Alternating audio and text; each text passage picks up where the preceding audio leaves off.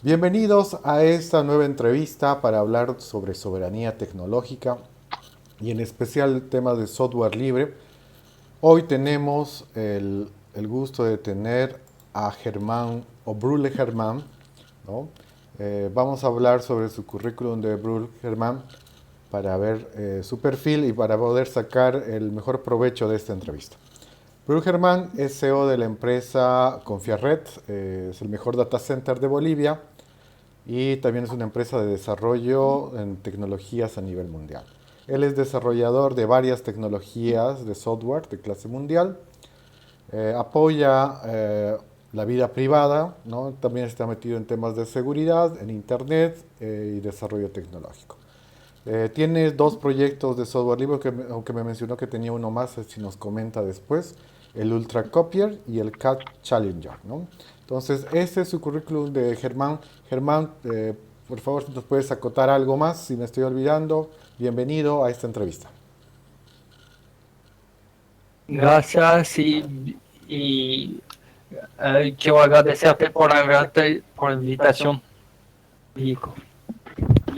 No, a ti Germán, por darnos tu tiempo. Ok, entonces vamos a hacer algunas consultas para que empecemos a hablar sobre lo que nos amerita del tema. Y según tus palabras, Germán, ¿qué se debería entender por soberanía tecnológica? Que cada uno, hay dos visiones. Hay la visión personal, porque cada uno puede manejar la tecnología, desarrollarla y tener un control sobre la tecnología que no es ella, la tecnología que controla el individuo. Y hay la soberanía a nivel estatal, que es aún diferente, es cuando el Estado maneja de forma global la tecnología y puede controlar, desarrollar toda la parte tecnológica y la parte la parte software, la parte tecnológica y todos los negocios y leyes correspondientes relativo a todo eso. Perfecto, sí. Entonces es el hecho de cómo se puede autogobernar, ¿no? Y un Estado está bien metido en eso. Sobre esto, Sí. Germán, ¿cómo el software libre apoya a esta soberanía tecnológica? El software libre apoya gracias a su libertad fundamental, crea un entorno que permite a todos de colaborar y garantiza el libre uso de la tecnología y del software. Ok. No sé si, Germán, alguna vez has escuchado, te has topado con algunas personas o empresas que nombran el término de neutralidad tecnológica en algunos casos. No sé si te has topado o qué concepto tienes de neutralidad tecnológica. Es un concepto es muy amplio, la pregunta puede abarcar muchas cosas, pero la neutralidad tecnológica en sí misma es no tomar partido. Y eso no es solo en el sentido político, puede ser en el sentido político, pero puede ser también en el sentido empresarial. No ir a favor en particular de una empresa, que cada uno desarrolla lo que puede, lo que desea, y no tomar un control por generar un monopolio, por ejemplo. Ya. Generalmente, pero te comento, ¿no? Esta palabra en Latinoamérica de neutralidad tecnológica lo acuñó Microsoft, ¿no? En especial en estados como, o en países como en Chile. Entonces, tal vez si no lo has topado mejor, ¿no? A veces ni deberíamos tomarlo en cuenta, ¿no? La neutralidad tecnológica es una palabra inventada, ¿no? Que por un lobby de una empresa para que no se le saque en el nicho del Estado, ¿no? Que eso deberíamos manejar. Ok, Germán, el software libre, tú nos has dicho que tiene muchas libertades. ¿Cuál crees tú que es la mejor ventaja del software libre para poder utilizarlo como bandera de soberanía tecnológica? Yo veo directamente un problema, es la visión y el mal entendimiento tanto de las empresas como de las personas. Pero en el caso que se logra sobrepasar esta mala visión por varios motivos, a veces es por desconocimiento, el bueno es que incentiva bastante la colaboración y permite de luchar contra los monopolios. Entonces, tu visión es que no exista un monopolio para el uso de una tecnología, entonces, ¿no? Para que todos Sí, tengamos claro. Perfecto. Ya, vamos a pasar a la siguiente consulta sobre lo que estábamos hablando. Tú tienes una amplia experiencia en el uso de tecnologías de software libre. ¿Qué grandes problemas o cuál es el principal problema para empezar a utilizar software libre en una empresa privada o pública, si has tenido el ejemplo o alguna creo, visión? Dime, dime. creo que es justamente lo que mencionaba anteriormente, es la visión. La gente asocia mucho el software libre con software amateur y el software amateur como software de baja calidad, inestable o con problemas. Lo que de hecho es totalmente incierto. Por ejemplo, uno de los mejores software libres que existe es Firefox. Firefox es totalmente estable y es un navegador totalmente reconocido.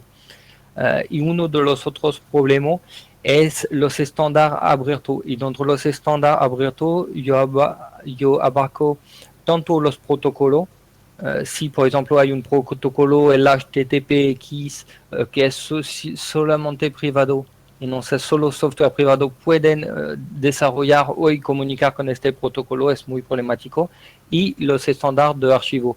Si, por ejemplo, yo abro un estándar .xxx y que este estándar es con copyright, entonces yo voy a estar el único que va a poder desarrollar entonces el software, lo que va a crear un monopolio. Si yo caigo como empresa, entonces nadie más va a poder reusar este estándar, lo que al contrario, software que son mucho más abiertos como el ODP, o varios estándares de OpenOffice, etc. Esos son software que son formatos de archivo que garantiza que cualquiera puede leer y escribir este formato de archivo. Entonces, cualquiera es capaz de editar y abrir estas clases de archivo. Y si un editor, por ejemplo, OpenOffice cierra de la noche a la mañana, lo que se ve a veces dentro del mundo empresarial, y no se pasa nada porque otro editor de software puede o tomar un software existente en el caso que había software libre existente y dentro del caso contrario puede desarrollar. Hay bien que disociar la parte del formato y el software libre. Se puede tener un formato que sea libre y software propietario que usa este formato libre, o se puede hacer formato libre y software libre. Pero son dos conceptos diferentes y complementarios, pero diferentes. Ok. Sobre este tema, Germán, quería consultarte si tú en tu empresa utilizas gran parte o en qué medida herramientas de software libre de escritorio, para servidores o de aplicación. Sobre todo la empresa, debemos estar a 95% de software libre. El único 5% que no sean software libre es, por ejemplo, firmware o controlador de disco duro que nos entregaron un hardware, un pedazo de hardware que está con software propietario. Como empresa o como individuo no tengo el tiempo por reescribir todo un driver o todo un firmware de un equipo, pero estamos en muy grande mayoría en software libre. Yo a nivel personal, yo uso software libre, pero mismo cosas, por ejemplo, tengo una tarjeta AMD, sé que hay drivers que son propietarios y hay algunos pedazos de firmware por aquí y por allá, pero uso Linux Debian actualmente. Pero no solo eso, yo uso mucho máquina virtual, otro tipo de Linux, incluso otros software libre y sistemas operativos que son libres pero que no son basados sobre Linux. Y la mayoría pero yo no me considero como un extremista libre, como algunos que quieren sí o sí todo con software libre a 100%, que por tener todo a 100%, entonces desactiva su tarjeta gráfica, su aceleración. No estoy a este punto. Ok. Germán, en tu experiencia, ya teniendo gran cantidad de herramientas ya con software libre en tu empresa, ¿qué tan complicado ha sido para tus empleados o para la gente que trabaja contigo acompañarte utilizando este tipo de tecnologías? ¿Les ha parecido muy complicada esta tecnología? ¿Lo han asimilado fácil? ¿Ha habido mucha resistencia? ¿Qué experiencia has tenido? Ahí yo voy a hacer un paralelo con el desarrollo de software. Si a un chico, si a un muchacho le das tu software y le dices, toma, ya, haz algo, va a estar perdido. Pero si tu software es estructurado y a través de una API, es bastante más fácil. Y la experiencia que he vivido yo a nivel personal dentro de la empresa es lo siguiente.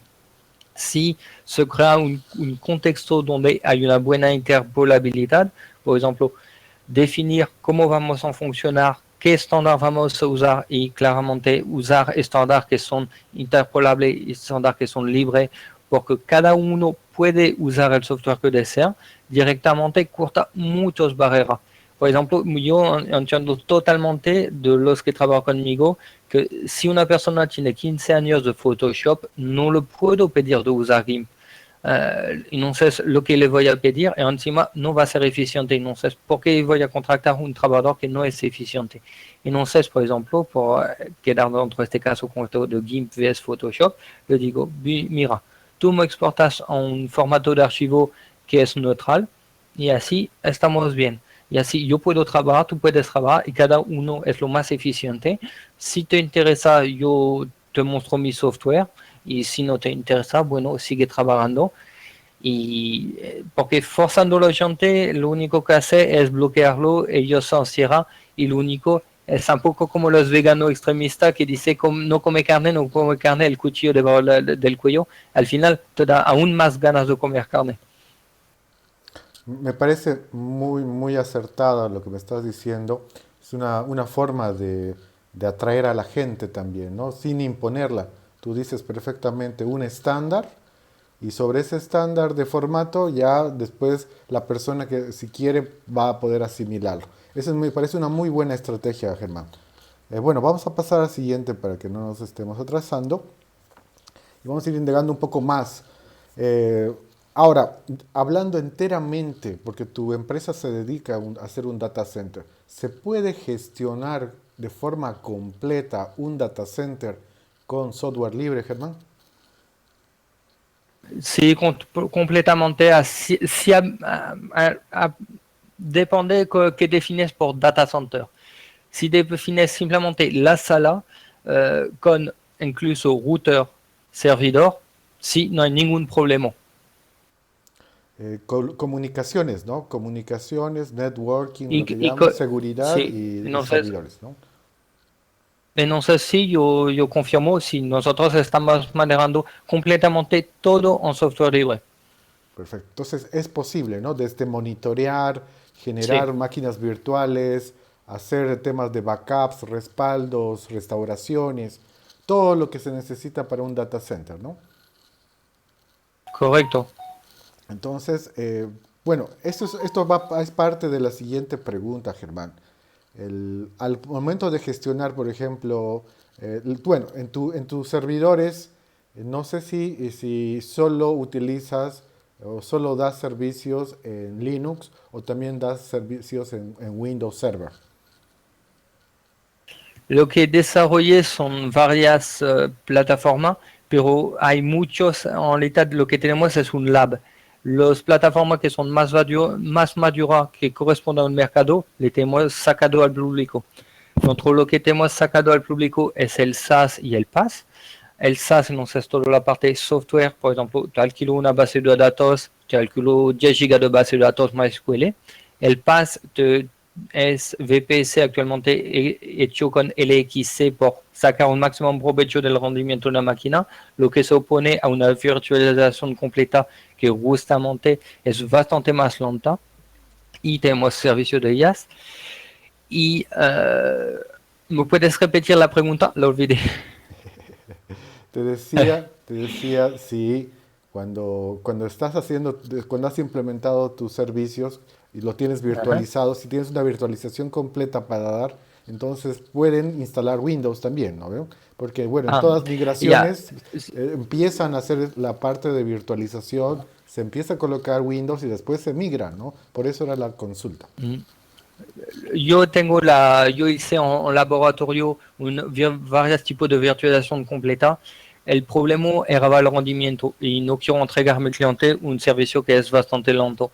Así que al final la desactivé, pero técnicamente con software libre tú puedes hacer una plataforma de virtualización completa por hacer estos facilidades de transición. Pero yo tomo en cuenta lo siguiente, es que dentro del mundo de los servidores y bien dentro del mundo solo de los servidores, es principalmente Linux. Así que tal vez en Bolivia es bastante diferente la mentalidad, pero al menos a nivel de Europa y de Francia, que son dominios que manejo bastante bien, son a más de 98% son servidores Linux. Entonces, no, a nivel mundial, si quiero abarcar este mercado, no sería molestia de desarrollar un producto solo por los pocos que usa Windows. Me parece muy acertado en tu pensamiento. En este sentido, Germán, tú estás utilizando una tecnología propia, has juntado tecnologías como KVM, LXC o qué tipo de contenedores, cómo has armado tu nube como tal. La nube actualmente que es pública está a base de LXC. Yo no elegí Docker porque Docker tiene bastante dependencia y justamente a nivel de la seguridad informática, a nivel del rendimiento, a nivel también de la compatibilidad del núcleo, porque por varios motivos yo necesito poder manejar mis núcleos. Entonces tomé la decisión de tomar LXC. Eh, si respondo a tu pregunta. Perfecto, ¿no? LXC es uno de los mejores contenedores, ¿no? De Sí. aislamiento. Por, por- por responder un poco más a toda la capa software, la política es lo siguiente. Si existe algo que está muy cerca o totalmente que corresponde a nuestra necesidad, entonces lo usamos. Simple y sencillo. Si es muy cerca, contribuimos. Me topé ahí a nivel de contribución con varias mantenedores o desarrolladores que era totalmente contraproducente, que da una mala fama al software libre. Por ejemplo, je vais contar un ejemplo con KDE. Encontré un bug dentro un software de KDE. Y no se cerraba una función que cuando le agregaba un archivo incrementaba un contador, pero cuando borraba el archivo no lo descontabas. Significa que solo afectaba caso preciso de uso. Entonces yo tomé el esfuerzo de escribir un patch, era una línea, solo una decrementación de variable. Envió mi patch y a mí el desarrollador simplemente me ha dicho, a mí no me afecta, no acepto tu patch. No tenía nada que hacer, no tenía estrictamente nada que hacer y al final, bueno, y eso creo que son cosas que frenan mucho los que entran entre el mundo del software libre, que los frena mucho a contribuir y a compartir. Y cuando no tenemos un software cercano que justamente corresponde a nuestra necesidad, ahí lo desarmamos desde cero. En general, la política que tenemos es lo guardamos en software libre en interno y cuando consideramos que el software es suficientemente maduro por ser público. Por ejemplo, varias veces yo hago un código que está bien sucio, hago la prueba de concepto con un código bien sucio como CA que se colga. Yo valido la prueba de código, después reescribo a lo limpio todo el código por tener un producto mucho más confiable, con pruebas, etcétera. Y ahí, a este momento, cuando termino todo, de pasar todas las pruebas, ahí lo publico de forma pública. Perfecto, Germán. Sí, no, es tu manejo de lógica para distinguir entre un buen software libre y un software que no va a ser eficiente me parece muy interesante, ¿no? Adicionar, ver cómo reacciona los que han desarrollado ese software y para poder asimilarlo y ver la madurez. Me parece muy interesante. Bien, Germán, vamos a pasar a la siguiente, que es más enfocado a un tema que poco se ve en Bolivia, pero me gustaría ver, ya estás más de... ¿Cuántos años ya estás viviendo aquí en Bolivia, Germán? Ya voy por los 9 o 10 años. Ya estás, ya eres más camba que la yuca, como decimos aquí. Ya, viejo, el tema de transferencia de conocimiento. Tú te has debido hablar, tropezar con otras empresas privadas en Bolivia del área. ¿Cómo ves a esas empresas en madurez para hacer esta transferencia de conocimiento? Y a tu empresa también, ¿no? Para que tú te puedas ver si estás con la posibilidad de hacer esa transferencia, ya sea para una empresa privada o para las entidades públicas que lo van a necesitar. Es que mi caso es, al menos nuestro caso de empresa es diferente porque maneja bastante software libre, porque por ser extranjero, por tener una mentalidad diferente. Yo veo que mi empresa es bastante diferente de lo común de las empresas de Bolivia. Así que prefiero ordenar mi empresa aparte. Y bueno, primero voy a hablar del caso de las empresas en Bolivia. Yo lo veo muy complicado porque las empresas aquí en Bolivia son muy celosas de su conocimiento, de su secreto y a veces de cosas que no tienen ni sentido. Nosotros tuvimos que negociar con varias empresas por hacer cambio tecnológico, proponer, incluso interconectarnos, como somos un data center, y directamente lo más simple, un contrato de confidencialidad por poder hablar con todos sin tener que cuidarnos ni nada. Tuvimos una dificultad enorme solo por tener contrato de confidencialidad con una empresa aquí. Y el intercambio de conocimiento es un lío en Bolivia, literalmente. Ya, entonces para vos todavía las empresas no están con esa cultura, ¿no? Porque en otros lugares donde son empresas de tecnología están mucho más abiertas, ¿no? A hacer esa transferencia real de tecnología. Y en tu caso de tu empresa, entonces estaría lista, tú la ves a tu empresa lista para hacer este tipo de servicio. Yo creo que sí, sinceramente. Intercambiamos conocimiento, por ejemplo, yo trabajo incluso con científicos a nivel mundial sobre temas que son un poco lejos del sector de la informática, a veces nanotecnología, a veces bueno, un poco de cosas de punta con científico, pero eso es más al nivel personal, pero lo hago debajo del nombre de mi empresa. Pero intercambiar en Bolivia sí es medio complicado, pero si se da la oportunidad, si hay una empresa que dice, donde yo veo que, porque hay también empresas que van a tratar de aprovechar y sabes cómo es, incluso en software libre, tú no puedes dar sin tener algo a cambio, tienes que ser un intercambio porque sea equilibrado. Pero si yo veo que este caso se presenta como actualmente estamos trabajando con varias empresas del exterior y tenemos realmente un intercambio que está benéfico por ambas empresas y es bastante positivo eso. Perfecto, eso es muy bueno, ¿no? Bueno, en todo caso, te voy a hacer el reto para que podamos ver un poco más de tu tema de tus servicios y vamos a hacer también una escalada de una recopilación de todas las empresas del área para que podamos colocar un directorio para específicamente para el tema que estamos hablando, ¿no? Soberanía tecnológica y software libre. Entonces te voy a hacer el reto, Germán, para más adelante hacerlo eso. Ahora vamos a ir ya, bueno, ya estamos llegando a las últimas preguntas. Y Germán, tú dime, ¿cómo se puede generar, tú con una visión un poco más global, como has vivido en otros países, cómo se puede generar ecosistemas de empresas que den soporte a proyectos y haya muchos más, ¿no? Si has visto que las empresas son un poco celosas aquí, ¿cómo podríamos ver el hecho de cambiar esa mentalidad? Porque en otros lugares han debido empezar de la misma forma. Dime, ¿qué opinas, Germán? Yo, yo, yo, yo creo que ahí la primera parte de tu pregunta es totalmente revelante aquí en Bolivia.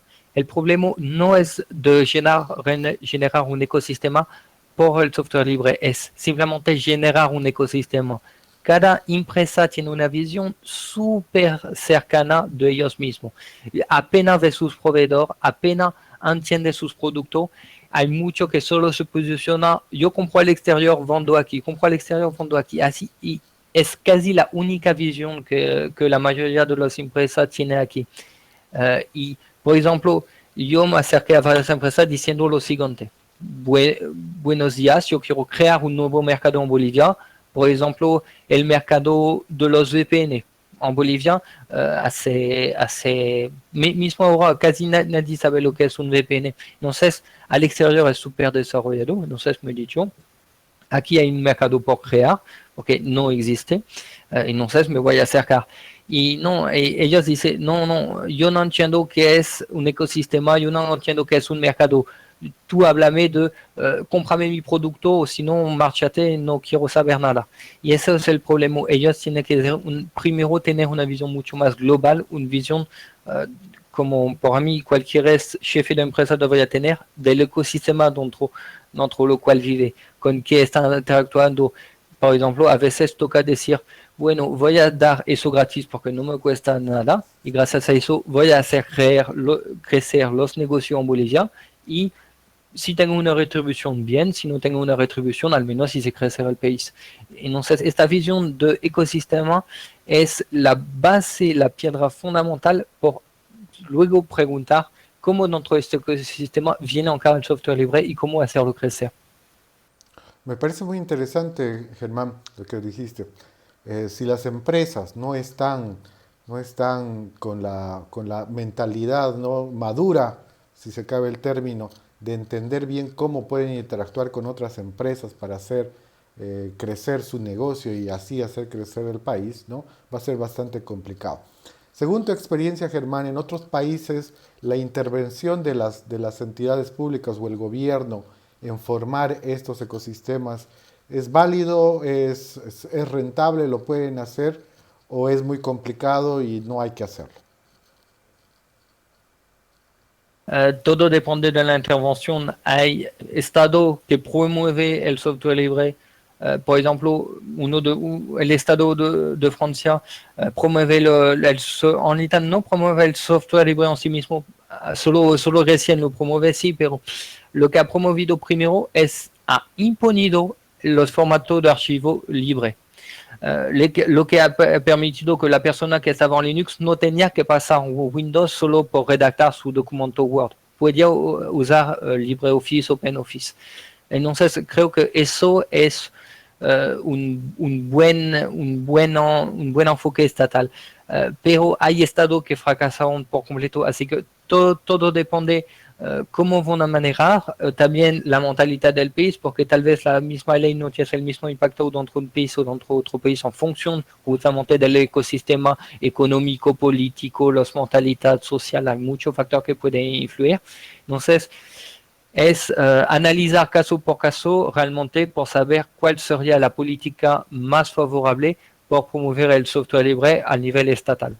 Pero creo que la menos dañina, la más fácil y la más efectiva es empezar con protocolos y formatos de archivo que son libres y que todo el mundo puede manejar.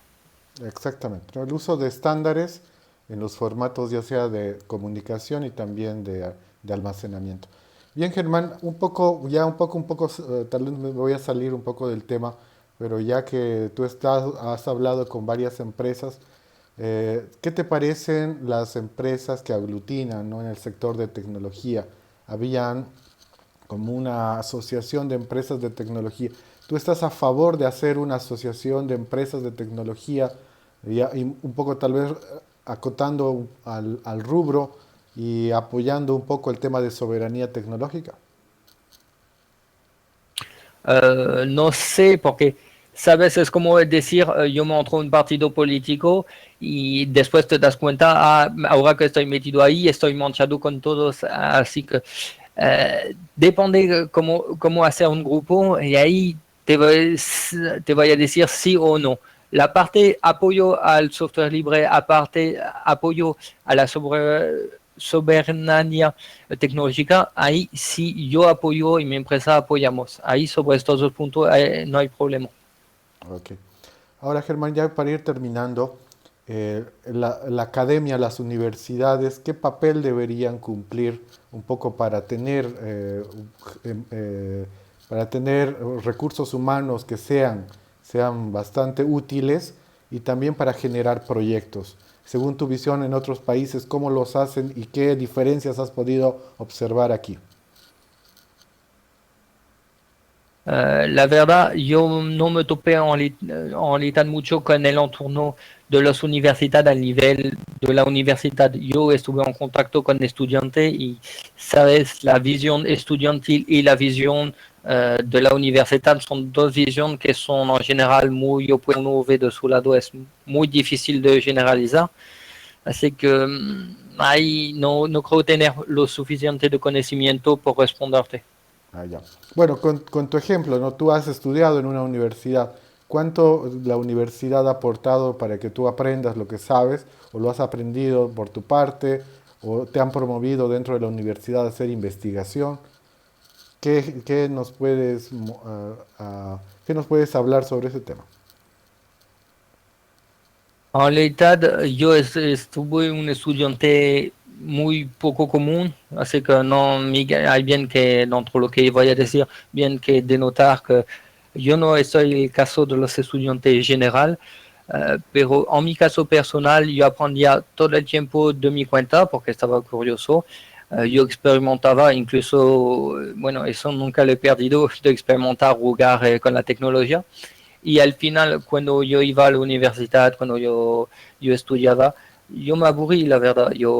La mayoría de mis profesores, yo tenía que enseñarle, o era profesor de mi campo como informática, y yo tenía más bien que enseñarle a usar sus propias herramientas o abrirle un poco los ojos sobre tecnología que, mira, por ejemplo, la inteligencia artificial, antes no se hablaba y digo, mira, si usas inteligencia artificial por este problema, lo puedes resolver con menos dinero, menos tiempo y va a ser más eficiente. Y era eso, y cuando era campo, que era, por ejemplo, el campo de la literatura o de la filosofía, ahí estaba un campo que no me interesaba. Entonces no me interesaba, no tenía buenas notas y no interactuaba.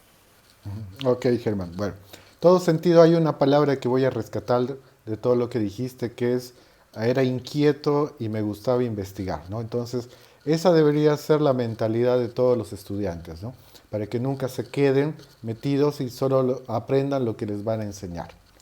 Ok, Germán, ya estamos llegando al final de la entrevista. Primero te voy a agradecer muchísimo por tu tiempo, ¿no?